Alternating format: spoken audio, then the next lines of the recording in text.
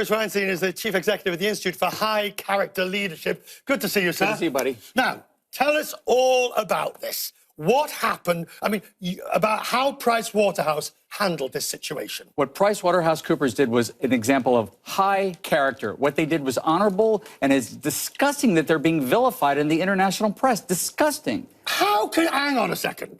Hang on a second. Okay. Not sure I agree with you here, because... I'll explain why I'm right. No, here's the thing.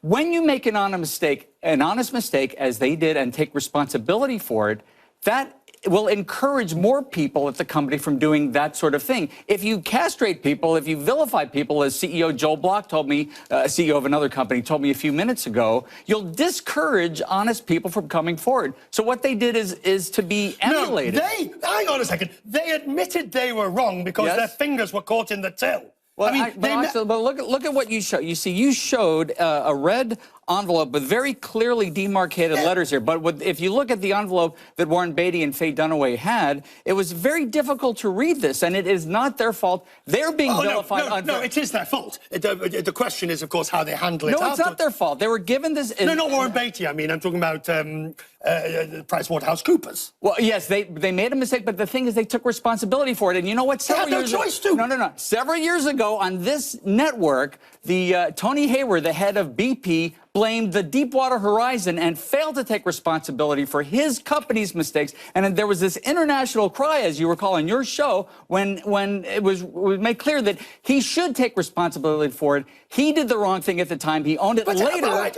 So let's all right. So your argument is basically give them credit because they've admitted they screwed up. That is a big thing in corporate America and international corporations to take responsibility at the highest level. Isn't that the starting point, that when you do something wrong... How many companies Isn't that do the starting point? When you do something wrong, you admit it. But how often does that happen? And again, on this network, a major CEO pushed the blame onto other people. They should be honored. They should be exalted for what they did. Now, you're an ethics expert in this sense.